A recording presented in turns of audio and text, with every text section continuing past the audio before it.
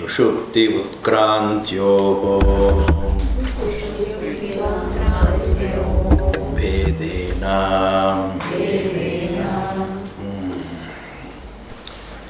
We have done Akasha. That is over. Sushupti, there is a lot to understand about Sushupti. Sushupti, from Sushupti point of view, we are nirvisesham, we are thought-free, we stand as the truth. Our existence as in Sushupti is free from all the limitations. We stand as the truth.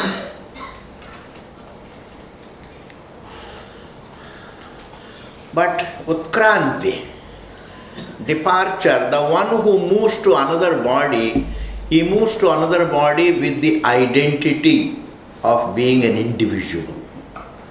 But in Sushupti, that sense of individuality is not there. But to move from one body to another body, I have to have individuality. I have to have limitation. I should leave the body as an individual. I can leave the body as an individual. I can take another body as an individual. Whereas in Sushupti, I am not an individual. In the deep sleep state, we experience our freedom from individuality. Therefore, there is a difference between the experience of deep sleep state and the departure. The definition of deep sleep state is one's existence free from one's individuality. Whereas the definition of departure is, as a limited individual, I move from body to body. Our fundamental identity has no identity of being an individual. It is not an individual. Fundamentally, we are free from individuality, free from embodiment. But in the thought of embodiment, we feel we are limited. And despite the sense of limitation, the truth remains that he continues to be unlimited. Wave thinks I am a wave, but he continues to be water. The wave thinks I am a wave, but it continues to be water. Therefore, a person who leaves the body and takes to another body thinks that he is limited. Until death, one thinks that one is an individual. Until sleep, one thinks one is an individual. And once a person goes to sleep or leaves the body, at that time he is free from individuality. And therefore, as a departing soul, I am a limited individual. As a sleeping person, but in deep sleep state, one doesn't stand as an individual. It is transcending individuality that is called sleep. Thus, there is a difference between departure and deep sleep.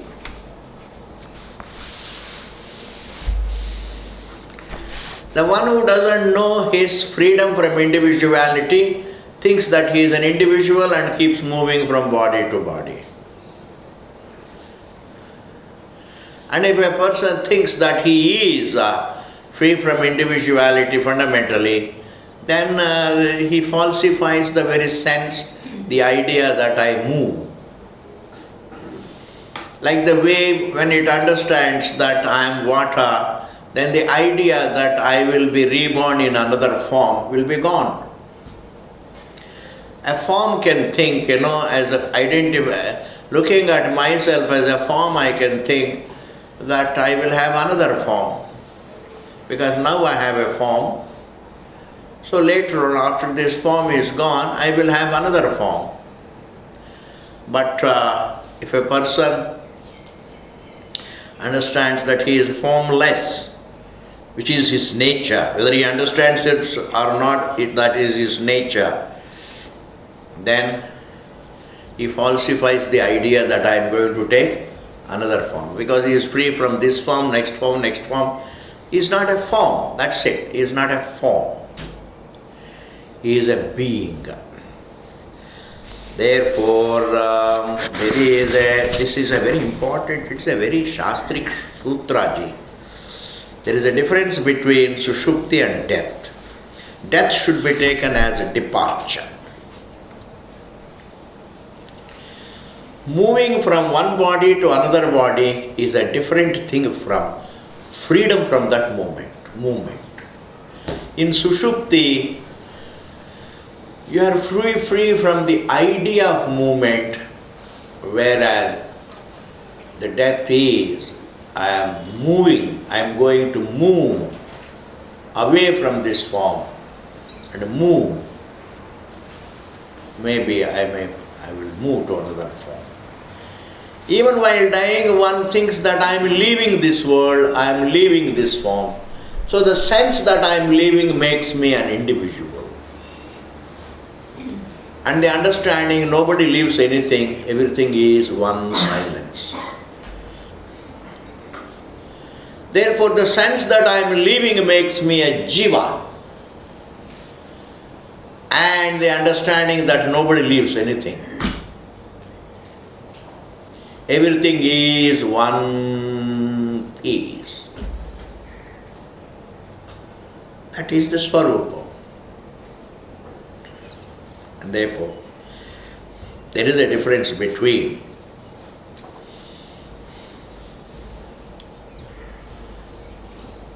the idea that I am moving, I am departure is different from deep sleep. It's a very big Shastric topic. Departure is for an individual, whereas in deep sleep, from the deep sleep point of what is there is only Swarupa.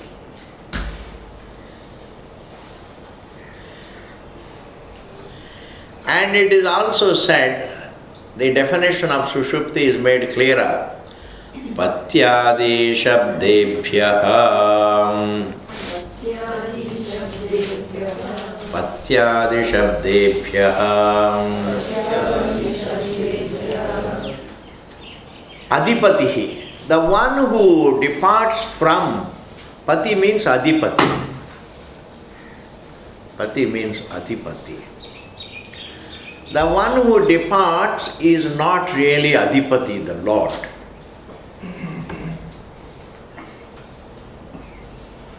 The one who departs is just an individual, dictated by his karma, dictated by his ignorance, dictated by his, the law of karma, dictated by his sanskaras. The jiva is being dictated by so many factors.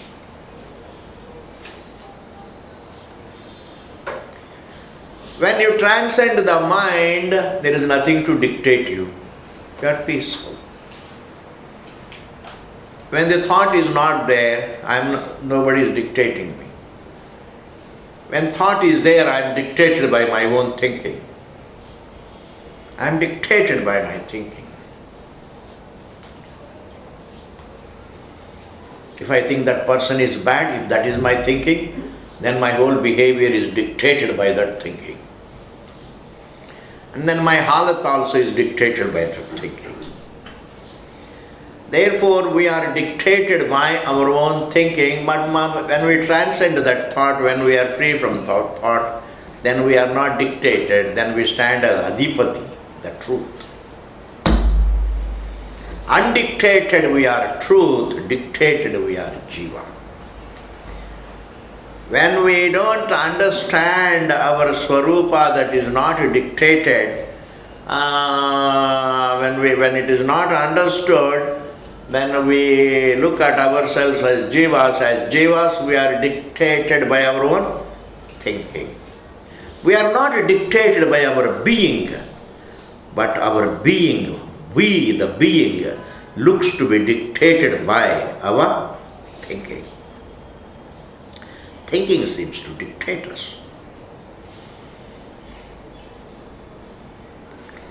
Therefore, sarvasya vashi सर्वस्य ईशानः सर्वस्य अधिपतिः इत्येवं जातीयकाः असंसारि स्वभाव प्रतिपादनपराः. Therefore, adipati, ishanaha, and sarvasya adipatihi, sarvasya vashi, these are all the words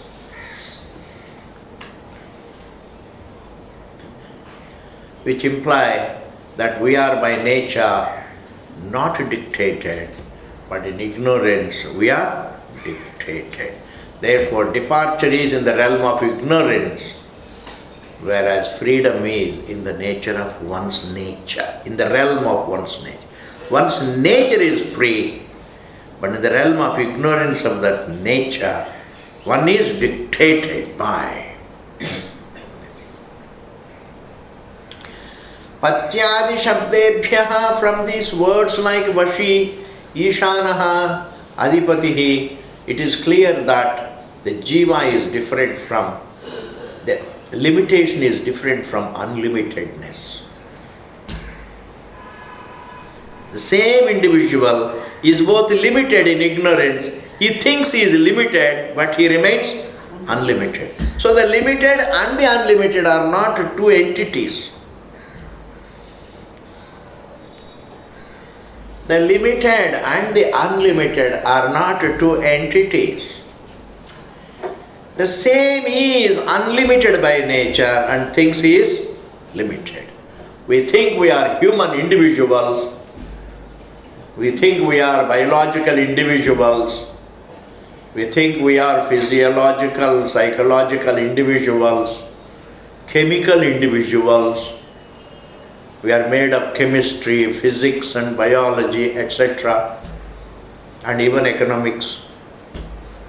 We are made of economics. But none of this is true. But we are by nature free from all of it.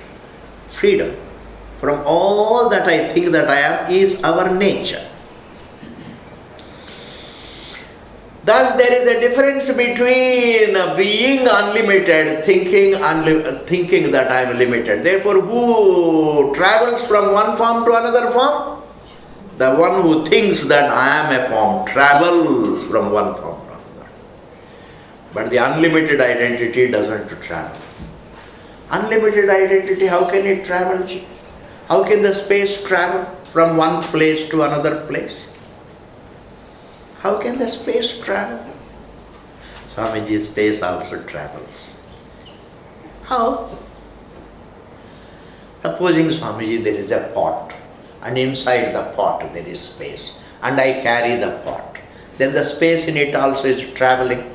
Okay, that is what it looks, that's what you think. But space inside the pot is not other than the space.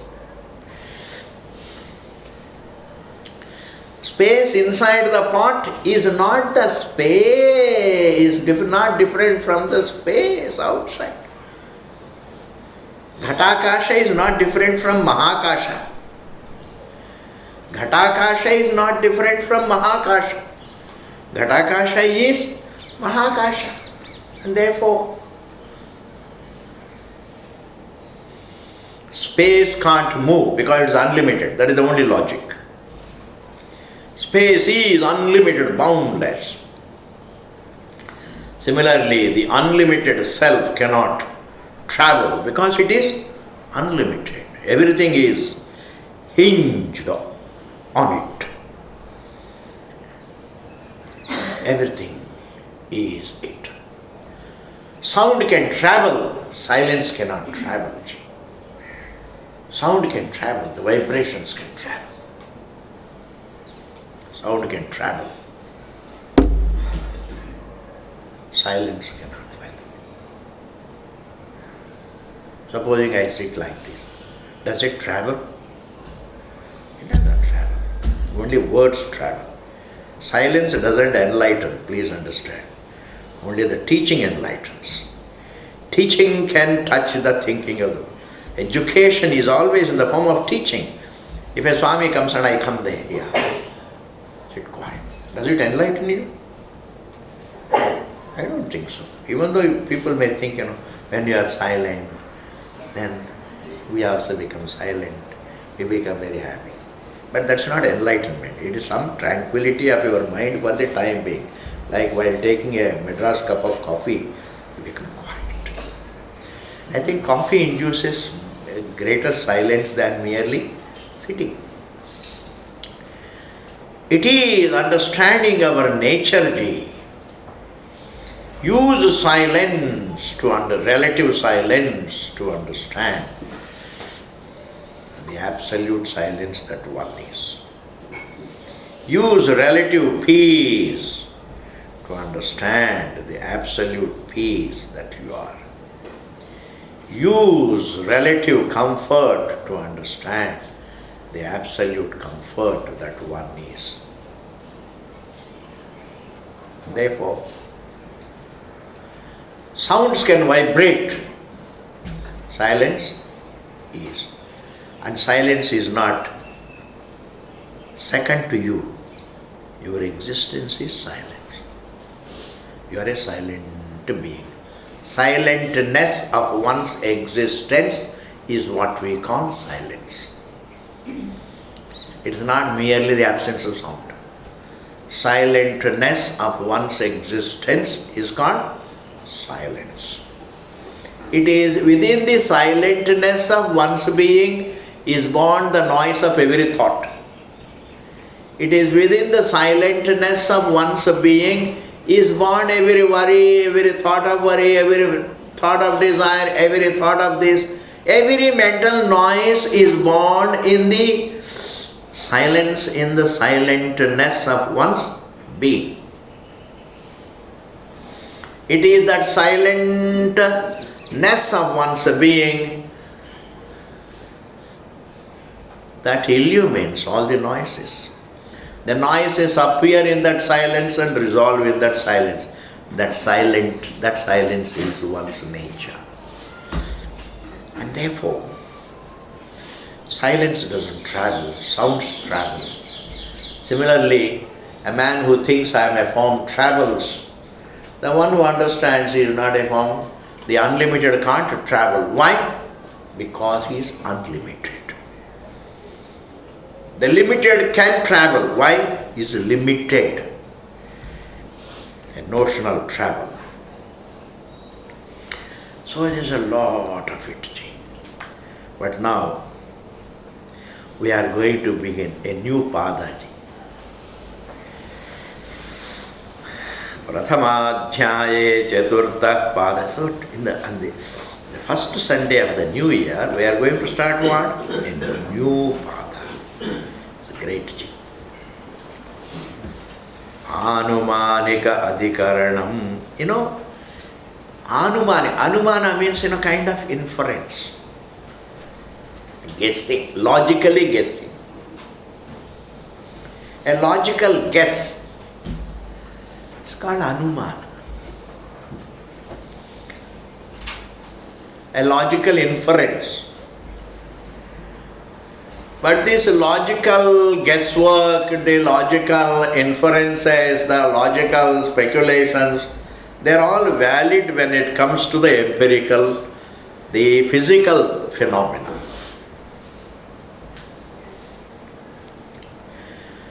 But you can't use logical guesswork, you can't use logical speculation to figure out the source of the universe. We can't really use a guesswork to find out what could be the source of this universe.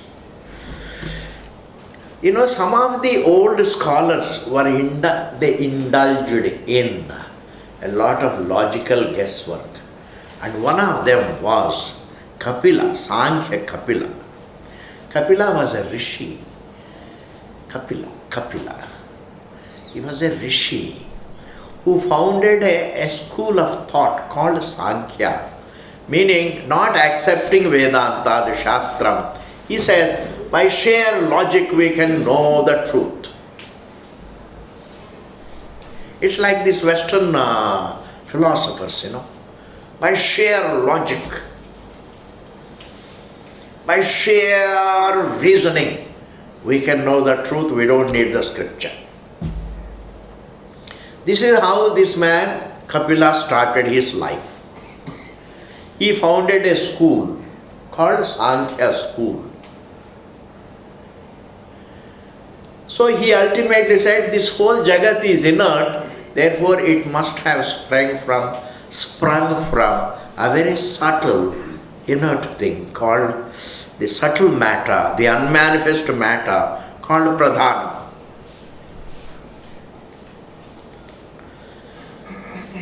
Because he speculated an inert subtle matter as the source of this inert world,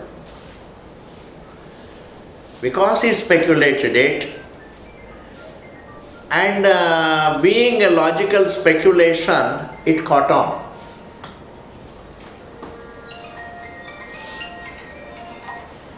Independent of the Shastram, somebody speculated and it just catches on.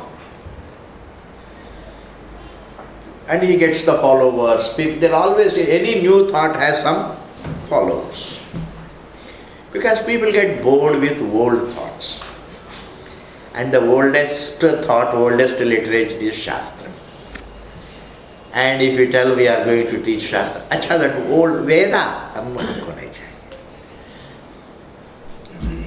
it's too old. In this manner one thinks. This Sankhya school also caught on.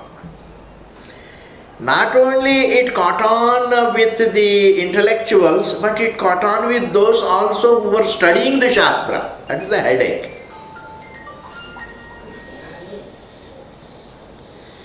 It also caught on with the scholars who were studying Vedanta. Some of the scholars thought maybe that is what Sankhya founder says, what Kapila says, maybe that itself is there in Vedanta. Maybe the Shastra is nothing but what Kapila Sankhya says. Like the modern Jai Krishnamurti, when he said something, they said, जो जय कृष्णमूर्ति कहते हैं और वेदांत दोनों एक ही है. ऐसा भी कुछ लोग कहते हैं, just catch on. But that's not true. Speculation. That is being dismissed here. Because some of the scholars, in Veda there is something called Shakha. Kata Shakha, Kanva Shakha, and Madhyandan Shakha. Like this, there are so many Shakas in Veda. Different people, different Brahmanas belong to different Shakas. You don't have to worry about all that. But this Shaka, some of the people who belong to certain Shakas, they said, maybe what Vedanta is teaching is the same thing as what Kapila is talking. That creates a problem.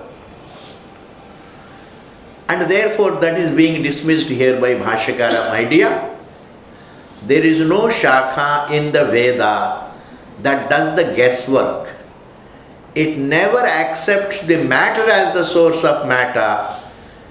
Veda talks about the conscious being, consciousness as the source of matter. Nowhere does the Shastra, nowhere does the Veda say that matter is born of another kind of matter. Nowhere is it said that the gross matter is born of subtler matter. Whereas Veda says the entire matter, gross and subtle, the body, the mind, and even the unmanifest matter, it is all rooted in consciousness. Therefore, consciousness is the source of matter. And even the best logic can only tell you matter should be the source of matter. Whereas Shastra says no. Your experiences tell you only conscious being is the source of matter. Going by our experiences. Therefore, Sankhya school we respect for one reason. See, no school of thought like Nyaya, Vaiseshika and Charvaka and these Buddhists, none of them really accepts that there is Atma which is eternal, whereas Sankhya says there is a Purusha. A conscious being is there, an eternal conscious being is there, but that conscious being called the Purusha is a conscious reality. This is an inert reality. Inert reality has not come from conscious reality. Inert reality has come from another inert reality. In this manner, they say, Anumanikamapi ekeshamiti chet na sharira rupaka vinyasta grihite darshayati cha.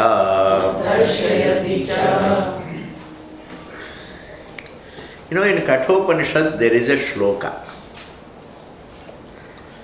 That shloka is Atmanam Rathinam Vidhi Shariram, uske baad Shariram Rathamevatu Buddhim tu Saratham Vidhi Mana Pragraham Pragrahamevacha. And in the same context says Indriyani Paranyahu Indriyebhya Param Manaha Manasastu Para Buddhihi Buddheratma Mahan Paraha Manasastu Paramavyaktam Manasastu Mahanatma Mahata Paramavyaktam Avyaktat Purusha Paraha Purusha Naparam Kinchit Sakashtha Saparagatihi. There is a shloka in Kathopanishad. Senses are subtle, but mind is still subtler, and subtler than mind is the intellect, and subtler than the intellect is the unmanifest, and the subtler than the unmanifest is Purusha, and there is nothing subtler than Purusha. In this manner, there is an exposition of the graded subtlety. Now, some of the people who belong to the Katha Shakha, some of the people who read this Upanishad, they imagine, some of the scholars imagine, maybe Purusha here means Sankhya Purusha. Maybe Avyakrita means the Pradhanam.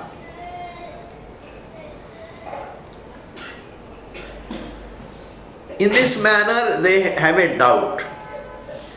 One is Vedanta Purusha, the other is Sankhya Purusha. Sankhya Purusha is parallel to the universe. Vedanta Purusha is not parallel to the universe, but the source of the universe. Are you able to follow this? Sankhya Purusha is, meaning Sankhya describes consciousness as parallel to the universe. Parallel means separate from the universe. Universe is an inert truth, whereas consciousness is a conscious truth. Whereas Vedanta consciousness is, Vedanta Purusha is not separate from the universe totally, it is the essence of the universe, it is the source. Like water is not separate from the wave, but it is the source of the wave. We can say water is not separate from the wave, but it is the source of the wave. Similarly, we can also say the wave is not separate from the water, it is made of water. You see, about the truth we can say it is the source of everything. About the universe we can say it is made of the truth.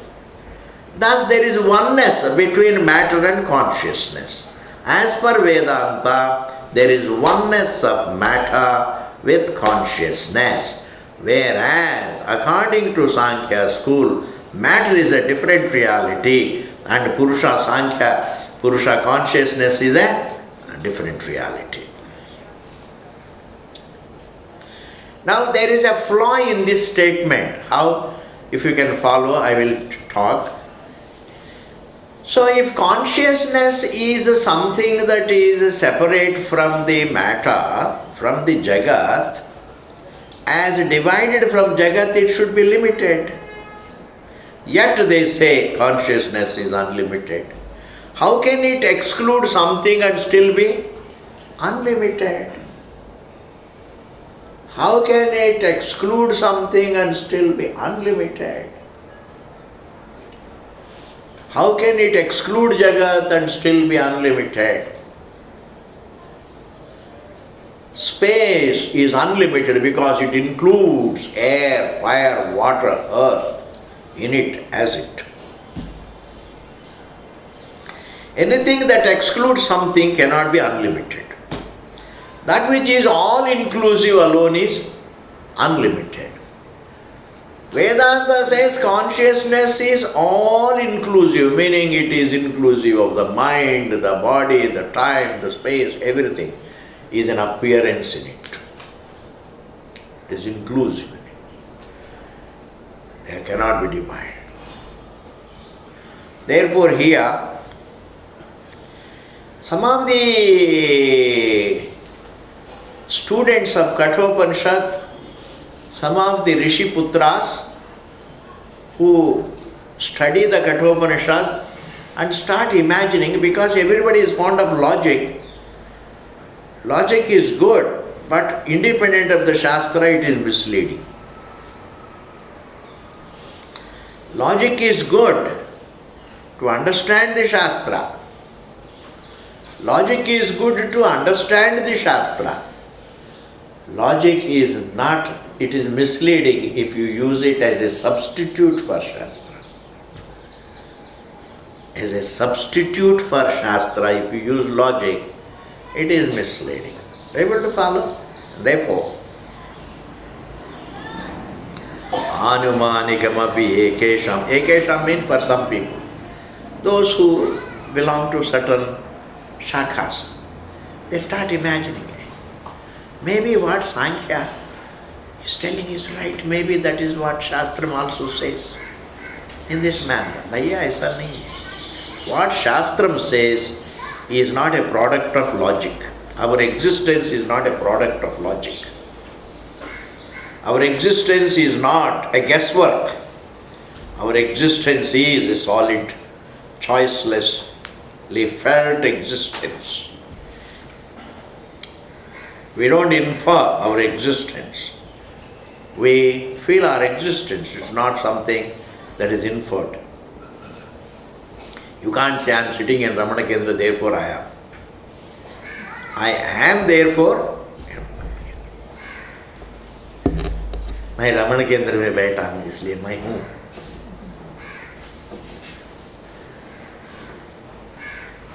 Therefore, logic is very nice.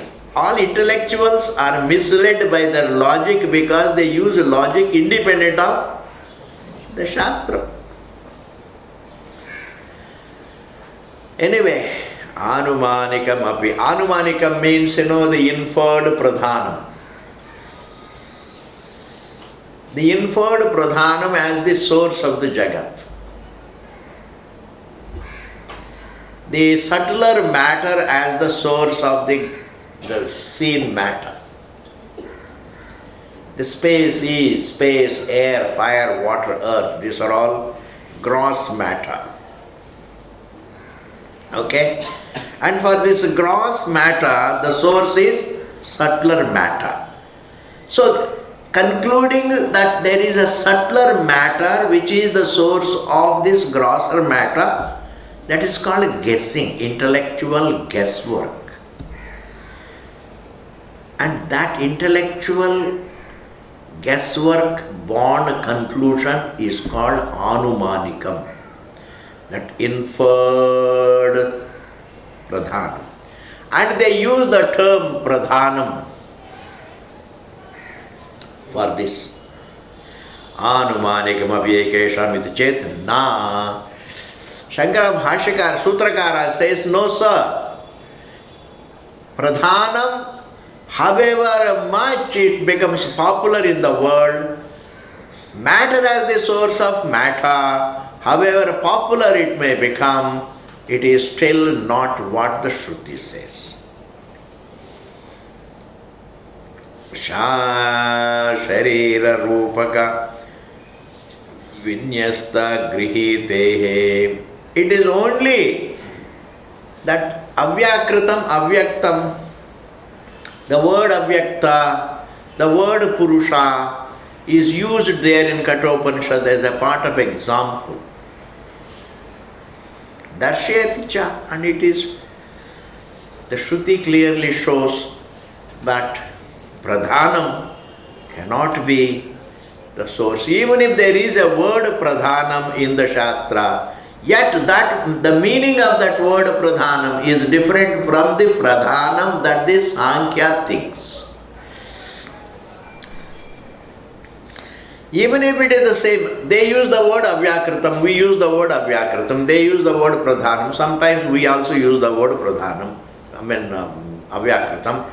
They use the word purusha and we also use the word purusha. They use the word prakriti, we also use the word prakriti, because in the same Vedantic terminology they borrowed. It is not that they are as much anadi as Vedanta.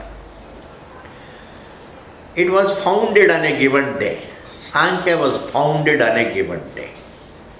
Like all religions are founded on a given day. Before it was founded, there was no such a thought. It was a founded thought. One day that particular theory was founded. And it catches on. Any new theory catches on. Like Big Bang theory catches on. And people get tired of that bang and then they will go for some silent bang. Instead of Big Bang, it is a silent bang. In fact, Vedanta talks about the silent bang. As you wake up from sleep, it is a silent bang. Yes. The mind explodes in silence. Thought explodes in silence. Noise explodes in silence. Therefore, what is it? Big bang or silent explode? Silent bang. It's a silent bang. Because everybody thinks about Big Bang. Nobody thinks about my silent bang, which is Vedanta. Therefore, anumanikam avyekesham iti chenna sharira rupaka vinyasta grihite darsheti cha. It's all Shastra. I can't say more about it. I can't say. Sukshmam tu tadarhatvat. Let us read. Sukshmam tu tadarhatvat. Sukshmam tu tadarhatvat. Idamidanimāshangyate gatamam avyakta shabdarhatvam sharirasya yavatastu. See, vyaktam and avyaktam, vyakritam and avyakritam, meaning the same. Manifest and the unmanifest are the qualities of the same form. Same matter can be manifest and unmanifest. They are like two sides of the same coin, Ji.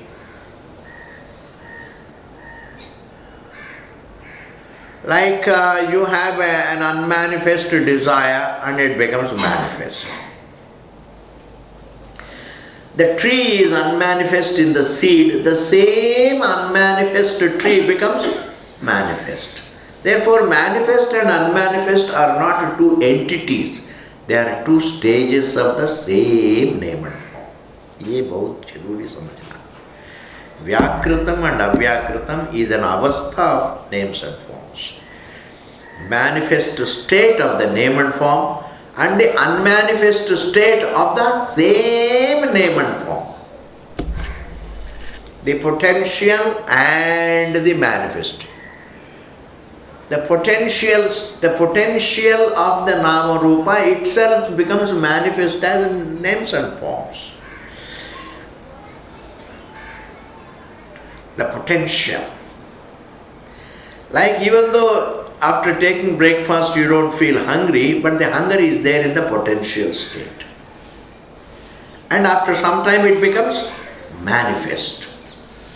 This is what is called Vyakrita, Avyakrita. So this whole Jagat, sometimes it appears and sometimes it becomes unmanifest. This unmanifest state is what we call Karana Shariram. The body is called Sthula Shariram. The faculties are called the Sukshma Shariram. Eyes and ears, breath, all these mental faculties, they are all faculties. All the jiva's faculties, to see, to hear, taste, touch, smell, to remember, to think, to doubt, to imagine, these are all faculties.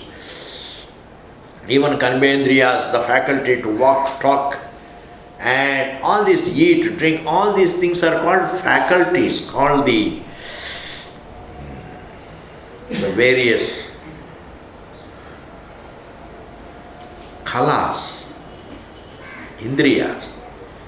These faculties all put together is called Sukshma Shariram, the subtle body. Don't imagine subtle body like this, like a bhuta coming subtle body. Somebody draws it. Sukshma Shariram. Sukshma Shariram is not a Shariram. Sukshma Shariram doesn't have any size like this body has a. You can measure the height of this Sthula Sharira, but you can't measure the height of the Sukshma Sharira because it is not a thing, it is all faculties. All conscious faculties. All faculties are conscious. They are imbued with consciousness.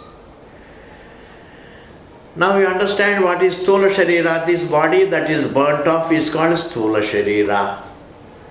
All our faculties are called Sukshma Sharira.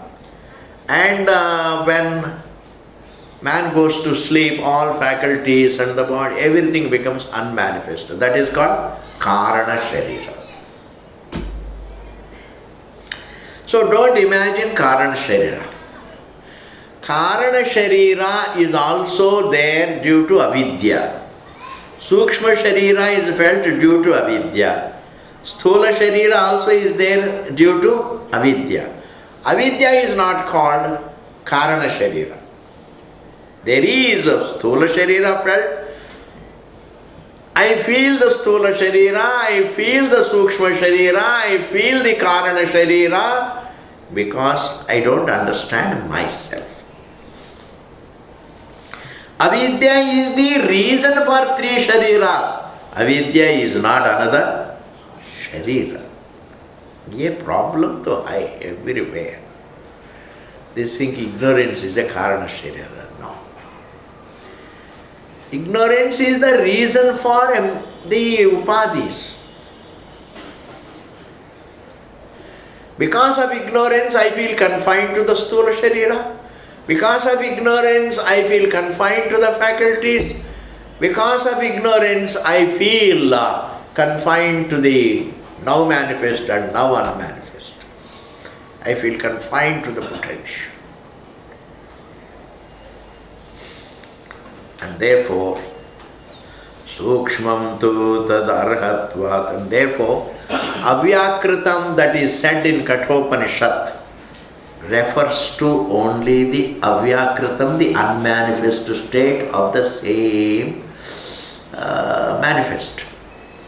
Not the source. The word Avyakritam used in the Vedanta is not in the sense of Pradhanam, but it is used in the sense of the unmanifest situation, as the Karana Sharir, the unmanifest state of both the physical and the subtle. That is called the real Sukshma. Sukshmam tu tadarhatvat. Tadarhatvat means even the Sukshma, meaning the subtlest called the unmanifest, can be called Avyakritam. Tadarhatvat, it yogya. It is possible when everything becomes unmanifest, that is also called the Sukshma. And that Sukshma can be called the causal body. You can say it's Avyakritam. It is Avidya Kalpitam. It is called the Shakti. It is called Maya. It is called Prakriti. All these words. But they are all unmanifest in the truth. If something has to become manifest, there must have a basis. There must be a basis. Like the wave manifests in water. The wave again becomes unmanifest in what it remains as a potential in water. Wave is manifest and unmanifest in water. Similarly, these names and forms become manifest in the truth and unmanifest in the truth. And therefore, that unmanifest that is mentioned by Vedanta has nothing to do with the Sankhya speculated Pradhanam. For us, Avyakritam is not the material for Vyakritam. We say Avyakritam is Vyakritam. Avyakritam itself becomes Vyakritam. Not Avyakritam is the material. Brahman is the material. Consciousness is the material for both the Avyakritam and Vyakritam, the names and forms. Very, very, very deep contrast is there between what Vedanta says and what the intellectual guesswork says. Are you able to follow? Very difficult for you. आप लोग सब गृहस्थ लोग हैं, अनेक problems होती हैं, and also the grasping capacity also should be there. Eat lot of badam. Don't overeat, but thoda sa badam, because Vedanta is not for the brilliant or anything. Thoda bahut to I must be able to organize the whole method of teaching. I should be able to follow the sequence of teaching. Like if somebody tells you how to make sambar, then first you say, then it says, पहले दाल को घी में थोड़ा सा roast कर लो, फिर थोड़ा लाल मिर्ची को भी रोस्ट कर लो, फिर उसके बाद उबाल दो, उसके बाद सब्जी डालो, या कुछ इस तरह से sequence. Now you go on forgetting the sequence. You hear and work, तब तो नहीं बनाएंगे. You have to follow the krama, the upadesha krama, the sequence of teaching. Okay, ji.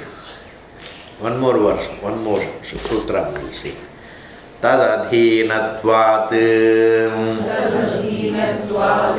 arthavat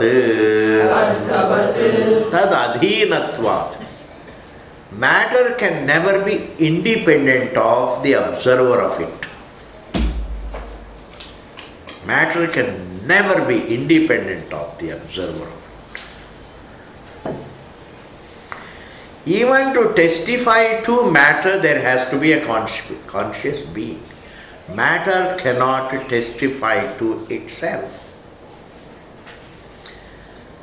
Forms cannot testify to themselves. There is always someone who sees them and says there are forms. I have to see the form and say yes, there is a form. I have to hear the sound and say there is a sound.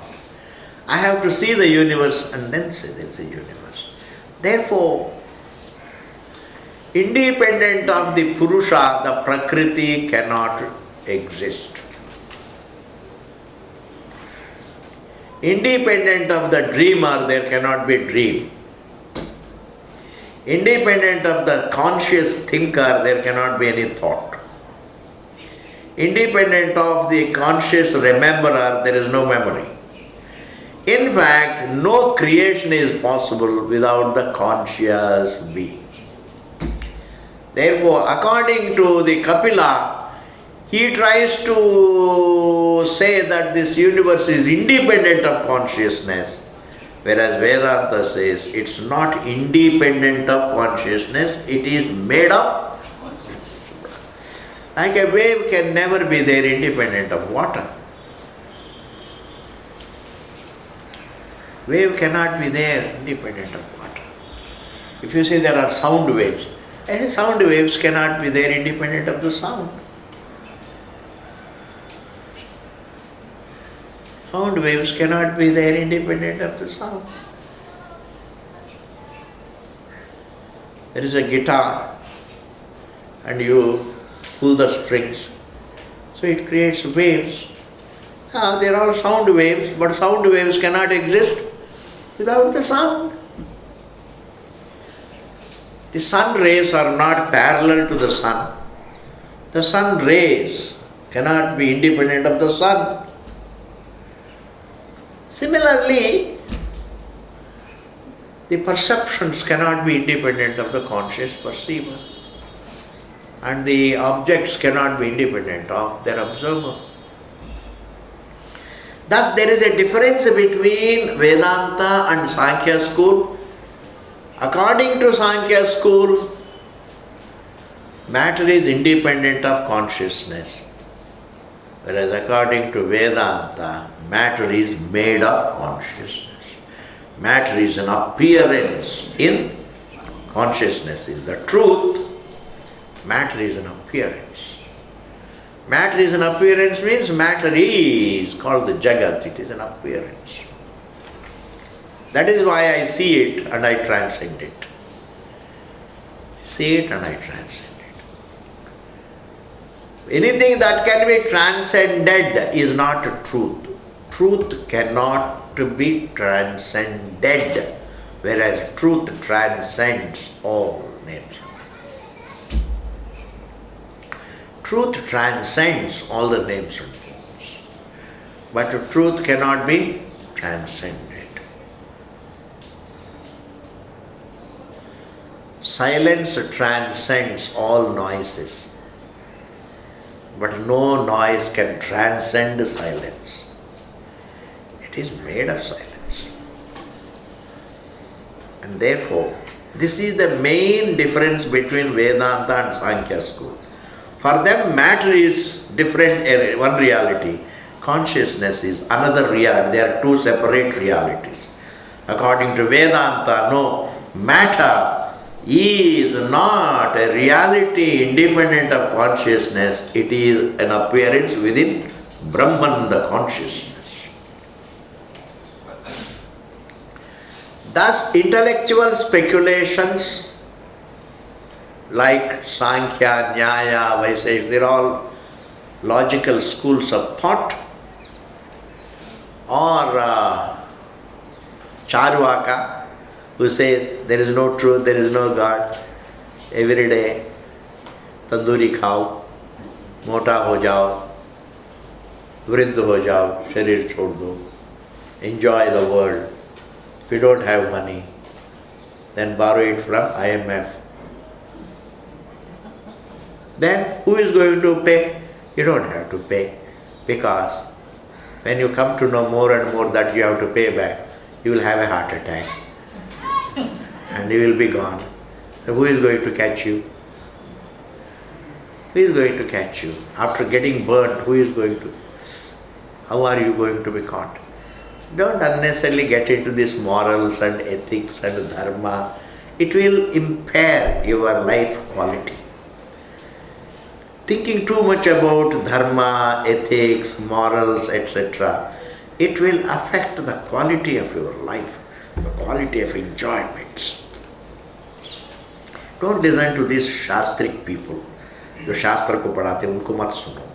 They will destroy the quality of life. They will always recommend only lauki and moong dal and then ghee free roti. It's useless. ऐसा क्या है?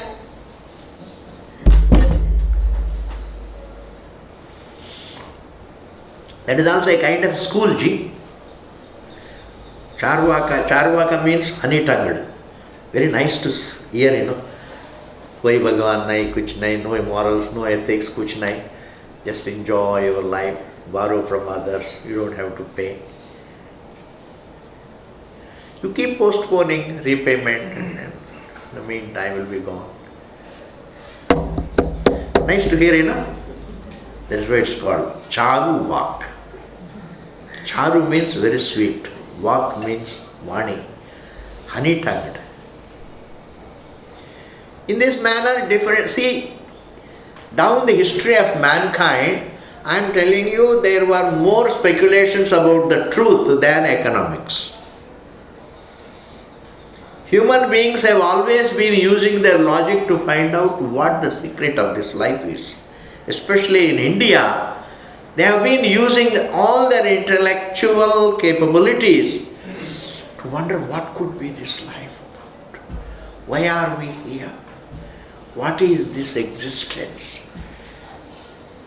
So they used all their intellectual capabilities to speculate and speculate and speculate. So silently speculating, kya ho sakta hai? That's why they are all called lotus eaters. You know lotus eaters? Lotus eaters means what? Easy going, कुछ काम नहीं करते हैं, कुछ कमाते नहीं हैं, बस पड़े रहते हैं. It's called a lotus eaters. But Shastram is different from all these speculators. Because they only speculated and the result of their speculation is Sankhya, Nyaya, Vaiseshika ityadi. And even Charvaka, etc. But Shastram is different from all their speculations. This is the meaning of the verse. Tadadhinatvadarthavat. The next sutra we'll see next class. Purnamadaha Purnamidam Purnat Purnamudachyate Purnasya Purnamadaya Purnameva Udishyate Om Shanti Shanti Shanti.